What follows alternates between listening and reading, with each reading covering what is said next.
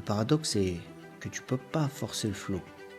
Plus tu essaies de l'obtenir, plus tu t'en éloignes.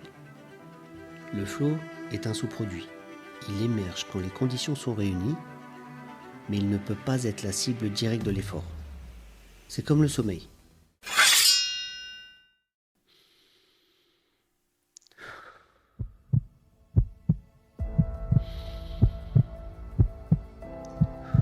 Bienvenue dans Mental ADN. Je suis Karim Gassal, préparateur mental, coach sportif et ancien combattant professionnel. Ici, on décortique la science, les mécanismes invisibles et tout ce qui façonne ton mental quand la pression monte. Parce que la performance ne commence pas dans le combat, elle commence dans ton système nerveux.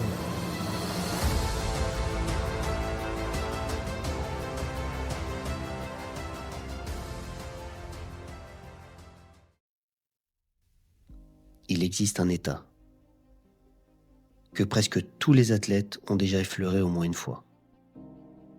Et quand ils l'ont vécu, ils recherchent souvent à le retrouver.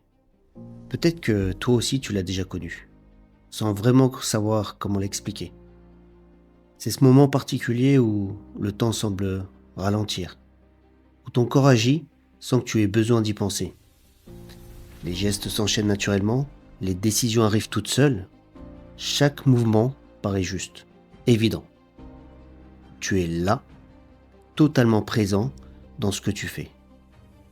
Et en même temps, tout le reste disparaît. Le bruit autour, les doutes, les pensées parasites, tout s'éteint. Il ne reste plus que l'action. Une action simple, directe et vivante. Comme si ton corps savait exactement quoi faire, avant même que ton esprit ne pose des mots dessus. Et ce phénomène porte un nom. Les chercheurs l'ont appelé le flow. Et comprendre ce qui se passe dans cet état peut changer la manière dont tu approches chaque compétition. Alors, d'où vient le mot flow ? Dans les années 1970, un psychologue anglo-américain, dont je ne prononcerai pas le nom car trop compliqué, a commencé à poser une question curieuse. Il veut comprendre ce qui rendait les gens profondément engagés dans ce qu'ils faisaient. Pas simplement le fait d'être heureux ou occupé. Non, pas du tout. Mais le fait d'être absorbé, perdu dans l'instant. Absorbé au point d'en oublier le temps. Et pour ça, il a étudié. Il a étudié des artistes, des alpinistes, des chirurgiens, des joueurs d'échecs même. Et il a découvert un pattern commun. Quelle que soit l'activité, ces gens décrivaient la même expérience. Une expérience où action et conscience fusionnaient, où le sens du temps se distordait, où l'expérience était intrinsèquement gratifiante. Il appelait cet état l'état de flow. Tout simplement parce que c'est ce que décrivaient les gens, une sensation de couler avec l'activité, sans résistance. Alors, avant d'aller plus loin, on va clarifier une confusion qui est assez courante. Le flow n'est pas un état de détente, non. Il n'est pas un état de relaxation, non plus, où on se repose. Le flow, c'est avant tout un état d'engagement total, d'immersion complète, d'attention focalisée, au point où le reste du monde disparaît. Plus rien ne compte. Alors en soi, c'est pas toujours associé à ce que la performance soit meilleure. C'est surtout une expérience elle-même qui devient différente, plus dense, plus réelle, plus significative. Alors ce qui rend le flow particulièrement fascinant, c'est ce qu'on peut observer dans le cerveau. Quand le flow s'installe, la chimie du cerveau change. La dopamine augmente. C'est la molécule de la motivation et du focus. La noradrénaline augmente. C'est la molécule de l'attention et de la vigilance. L'endorphine augmente également. Ça, c'est la molécule du bien-être et de la résistance à la douleur. La sérotonine, elle aussi augmente. Et ça, c'est la molécule du calme et de la confiance. Mais il y a quelque chose de plus fascinant encore. Ça concerne le cortex préfrontal. C'est la partie du cerveau qui analyse, qui doute et qui juge. Elle, cette partie-là, ralentit. Elle ralentit son activité. C'est pour cela que dans le flow, tu ne penses pas, mais tu agis. Le cerveau ne juge plus, mais il exécute. Et pour aller un peu plus loin sur le sujet, un chercheur a identifié plusieurs conditions qui rendent le flow plus probable. La première, la clarté de l'objectif. Quand tu sais exactement ce que tu dois faire, le cerveau peut se laisser aller à l'action. Il n'a pas besoin de constamment vérifier s'il va dans la bonne direction, si l'objectif est clair et si l'action peut suivre. Sans clarté, clairement, le cerveau reste en mode analyse. Il hésite, il vérifie, il doute. Et là, tu sais que tu n'es pas dans l'état de flow. La deuxième condition, le feedback immédiat. Dans le flow, tu sais tout de suite si ce que tu fais est juste. Pas après coup, non. Maintenant. Toi qui es sportif, quand tu fais ton mouvement, imaginons, si tu es boxeur, là tu sens quand ton coup est bien parti. Si tu es basketteur, tu sais si ton lancer est bon avant même qu'il ne touche le panier. Le judoka, lui, il sent que sa technique est correcte. Et c'est là que ce feedback immédiat permet au corps de s'ajuster sans passer par la réflexion. C'est comme un raccourci, je dirais. Comme quand tu joues à Mario Kart et tu prends le chemin secret. Tu vois, tu le prends pas tout le temps parce que tu n'arrives pas à l'avoir tout le temps, mais quand tu l'as, tu as un sacré avantage. Ainsi, le mouvement devient un dialogue entre le corps et l'environnement. Et c'est pas du tout une série de décisions conscientes.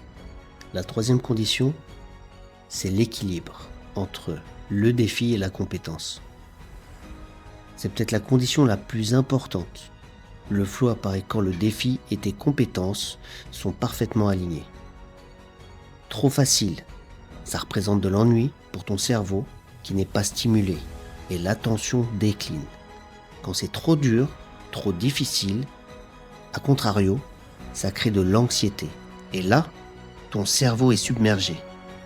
Ainsi, la performance, elle continue à se dégrader.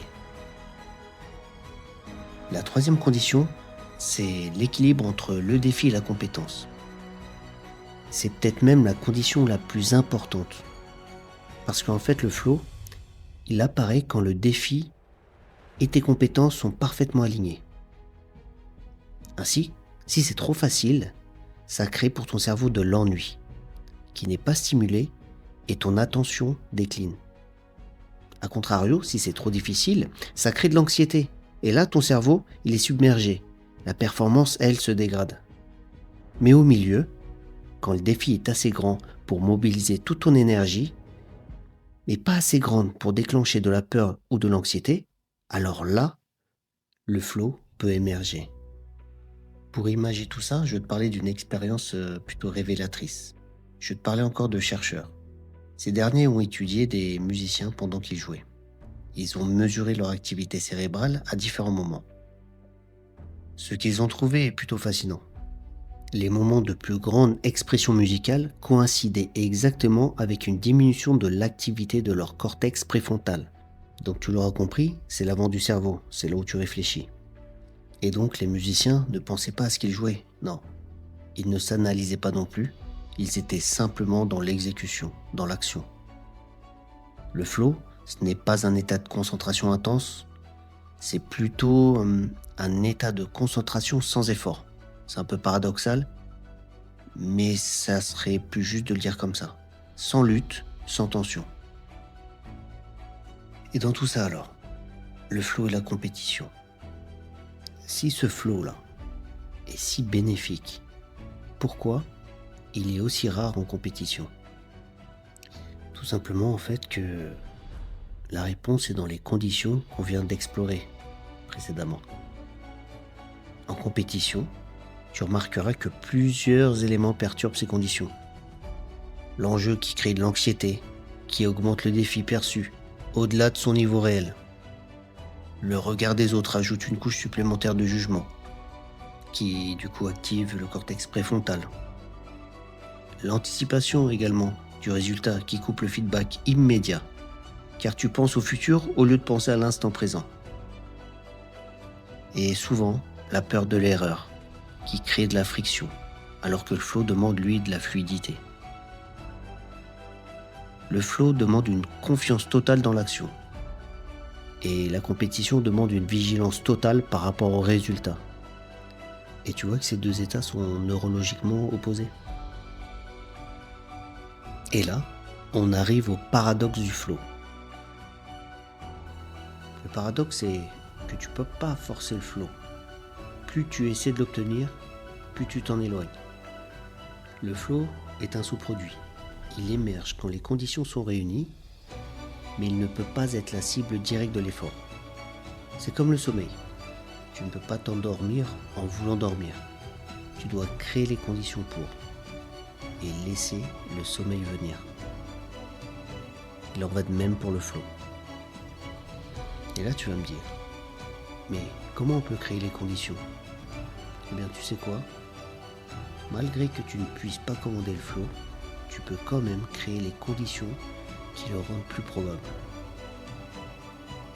C'est là où on va rentrer dans un moment de pratique. Alors, une technique utilisée par de nombreux athlètes de haut niveau. Je te laisse t'installer, prendre des notes, ou au pire, tu pourras le réécouter plus tard. Avant une compétition, prends quelques minutes pour te rappeler un moment où tu étais dans le flow. Je suis sûr que tu vas en trouver un. Pas un moment où toi tu as gagné, pas un moment de succès externe, mais plutôt un moment où tu te sentais complètement absorbé par l'action. Et là, tu vas te rappeler des sensations, le rythme de la respiration, la fluidité du mouvement, l'absence de pensées parasites, la sensation que tout était facile. Cette évocation n'est pas de la visualisation positive, non. C'est de la préparation neurologique. Quand tu fais ça, tu prépares les mêmes circuits neuronaux que si tu étais dans l'action. Ainsi, tu prépares ton cerveau à recevoir le flow. Donc maintenant, je te pose la question. As-tu déjà vécu le flow ? Pas en imagination, en réalité.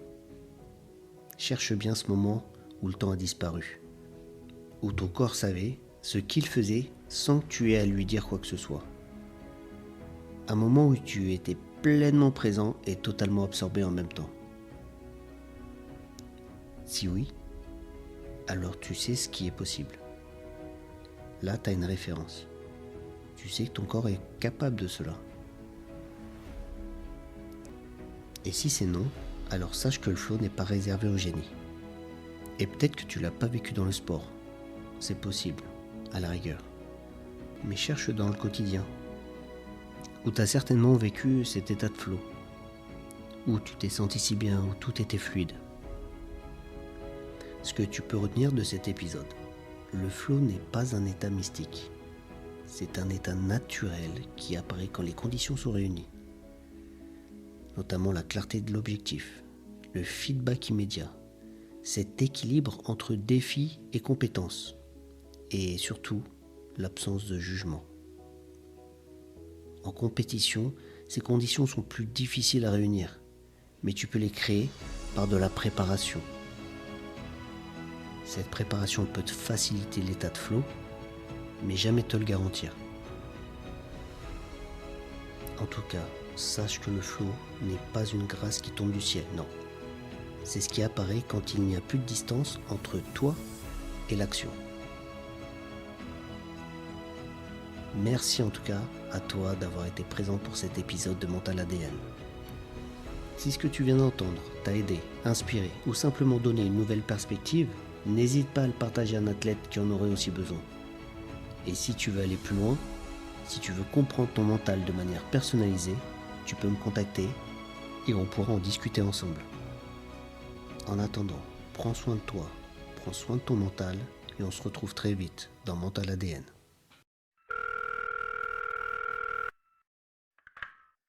Merci d'avoir écouté Mental ADN. Reste lucide, reste discipliné et n'oublie jamais, le vrai combat commence à l'intérieur.